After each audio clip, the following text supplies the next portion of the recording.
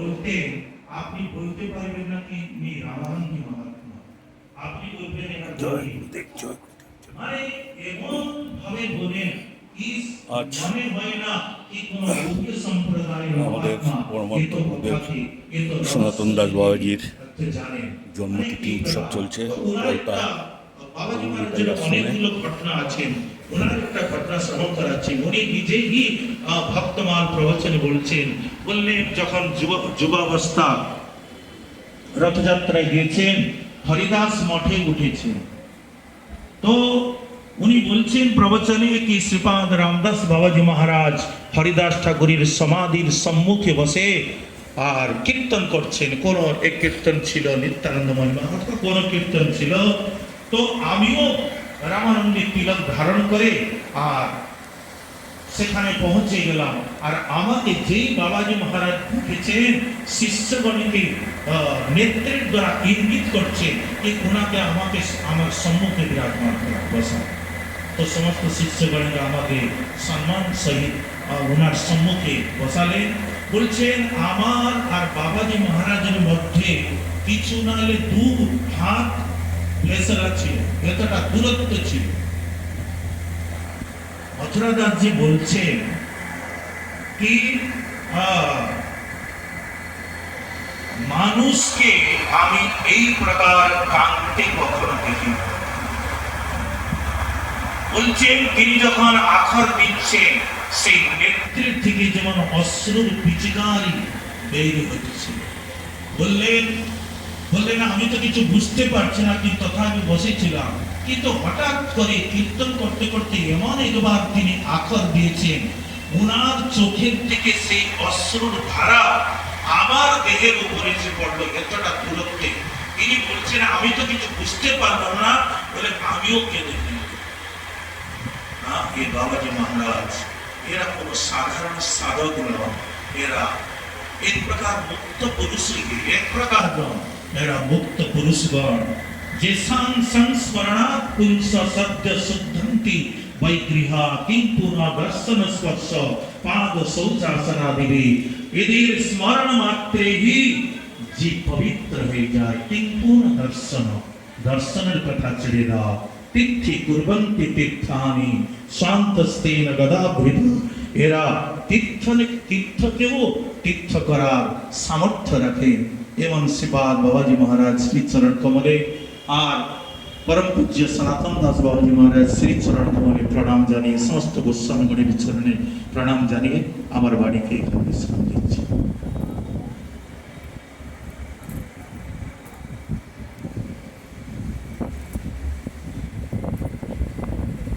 আমরা রয়েছি কলতা নিতাই গৌর ভক্ত সেবাশ্রমে। আজ আমার পরমার্থ গুরুদেব সনাতন দাস বাবাজি মহারাজের 100 জয় নিতাই। পূজ্য দাদাজি শ্রীমৎ সনাতন দাস বাবাজি মহারাজ, তিনি কথা ব্যাস যিনি, তার স্বভাব হচ্ছে বিস্তারে বলা। কিন্তু আজকের অপূর্ব লাগছে তিনি শাস্ত্র সিদ্ধান্ত দিয়ে গুরুতত্ত্বকে আজকে আমাদের সকলের সামনে তুলে ধরছিলেন। তবে আজকের সভাটা অত্যন্ত সংক্ষিপ্ত সভা এবং অনেকজন বক্তা রয়েছেন।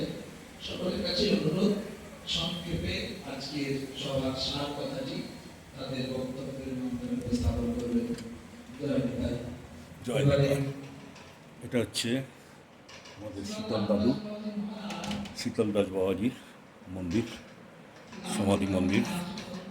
আমাদের পরমার্থ গুরুদেব শীতল দাস বাবাজি মহারাজের, আমাদের দাদুগুরু শীতল দাস বাবাজি মহারাজের সমাধিস্থল এবং ওনার মূর্তি এখানে প্রতিষ্ঠা হয়েছে। আজ একটা বিশেষ দিন। আমার গুরুদেব পরমার্থ সনাতন দাস বাবাজি মহারাজের জন্মতিথি উৎসব পালিত হচ্ছে নৈহাটি, ব্যারাকপুর এবং কলতা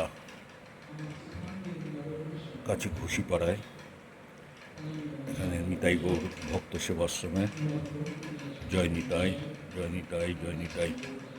বেশিরভাগটা কীর্তনের মধ্যে দিয়ে শুনি, যদি অনুভব করা যায়, যদি গুরুমাগতি ধরে অনুভব করা যায়, বাবা মশাই কি অনুভূতি ছিল, তবু বললেন সাধুটাকে রেখে দেই, আমার বউ বলা হবে না, নিতাই বলা হবে না। এখন এক ভক্তরাকে প্রশ্ন করলেন বাবা মশাই কি করছেন, আপনি পেয়েছেন? যদি হারিয়ে যায়,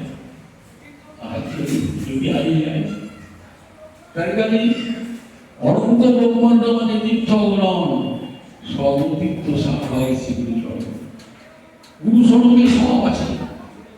দেখি গেলেন আচরণ করে দিনকে শিক্ষা দিলেন নরোত্তমেন্দ্র গোসাই রামচন্দ্র বিরাট মহাপ্রভা আবির্ভূতা শ্রীবালাটুকু চরণে আত্মসমর্পণ। কিভাবে গুরু সেবা করতে হয়? গুরু সেবা করলে অন্য কিছু সেবার প্রয়োজন হয় না, তবু আমরা করি। কেন করি? গুরুদেব মুখের দিকে তাকিয়ে করি, গুরুদেব তো শুধু পাবেন। গুরু সেবা রবীন্দ্র সেবা একে দুয়ে হয় সেবা, অহিংসা কিন্তু না করে দিয়েছেন।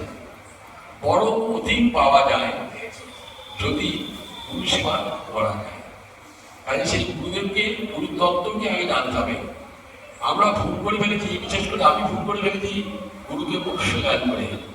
সন্ত গোস্বামী বলে গুরুকে মুখ্য জ্ঞান না করো কখন। গাছ তো অনেক গাছই আছে, কোনো গাছকে আমরা প্রণাম ধন্যবাদ করি না, কিন্তু তুলসী গাছ তো প্রণাম করি কেন না? আমরা সেই বুদ্ধি, অপ্রাকৃত বুদ্ধিতে, সেই চিন্ময় বুদ্ধিতে প্রণাম ধন্যবাদ করি, যেটা অন্য কোনো গাছে আসে না। সর্বপ্রথম দরকার গুরুকে, যেন মনুষ্য জ্ঞানটা আমাকে বলবেন না, গুরু তত্ত্বকে আগে বলুন। তত্ত্ব না বুঝলে লীলায় প্রবেশ করা যায় না। আমি তো তত্ত্ব সম্প্রদায়ের আশ্রিত যারা আছেন তারা সকলেই জানেন শ্রীমন মহাপ্রভুর আবেশ অবতার শ্রীনিবাস আচার্য প্রভুর শ্রীপাঠ থেকে এসেছেন শ্রীমৎ আশিস কুমার ঠাকুর মহাশয়। তাকে আজকে প্রাসঙ্গিক দু চার কথা বলার জন্য অনুরোধ জানাচ্ছি। জয় নিতাই, জয় গৌর। আজকে এই অনুষ্ঠানে এসে আমরা খুবই আনন্দ প্রকাশ করছি। বহু সাধুগুরু বৈষ্ণবের সাহিত্য মিলন হলো আমরা দেখলাম।